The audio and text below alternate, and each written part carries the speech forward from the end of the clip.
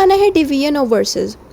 Division of verses کا مطلب یہ ہے کہ یہاں پہ آپ نے یہ بتانا ہے کہ کون کون سی آیات میں کس کس طرح کی ڈیوٹیز موجود ہیں یا لاز موجود ہیں. تو یہ اس والے پورشن کے اندر جب باتیں لکھیں گے ان کو یاد رکھنا تو مشکل ہے، یعنی کہ اوبویسلی اس میں آپ کو باقاعدہ سوراز اینڈ پاراز اور ان سب کا ذکر کرنا ہے. لیکن اگر آپ یہ پوائنٹس ایڈ کرتے ہو اپنے آنسر میں تو آپ کے مارکس بڑے اچھے آتے ہیں. صحیح ہے.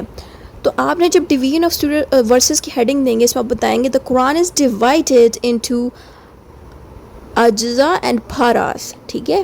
اور اس میں 114 چیپٹرز موجود ہیں جن کو ہم سوراز کہتے ہیں، جن کے اندر کم سے کم 6666 ورسز ہیں. ٹھیک ہے.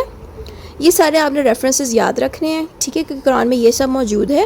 پھر آپ نے یہ بتانا ہے، پھر ہم نے ڈیوائڈ کر کے بتانی ہے چیزیں کہ قرآن میں ریلیجن اور ڈیوٹیز بھی دی گئی ہیں. ٹھیک ہے کہ ججمنٹ ڈے کے بارے میں سارا بتایا، یعنی کہ آخرت کا بھی بتایا گیا ہے، اللہ پہ یقین رکھنا، یہ سارے معاملات بھی ہمیں قرآن میں مینشنڈ ہیں.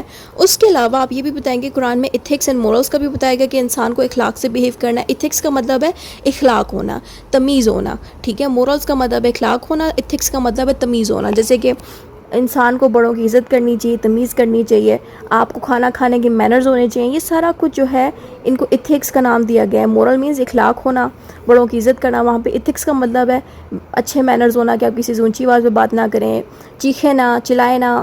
ٹھیک ہے. یہ سب ایتھکس میں آتے ہیں. تو یہ دونوں چیزیں بھی ہمیں قرآن میں موجود ملیں گی. اس کے علاوہ dealing between people, trade, contract and justice.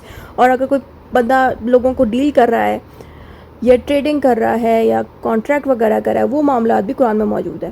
صحیح ہے. یہ وہ والی ٹریڈنگ نہیں ہے جو آپ دوسرے والا جو موبائل میں ٹریڈنگ کرتے ہو. یہ وہ ٹریڈنگ کی بات کریں کہ بزنس ہوتا ہے نا، ہم ایک سامان جو ہے دوسرے ملک بھیجتے ہیں اور پھر ان کے ملک سے ہم اپنے ملک میں چیزیں بھیجتے ہیں.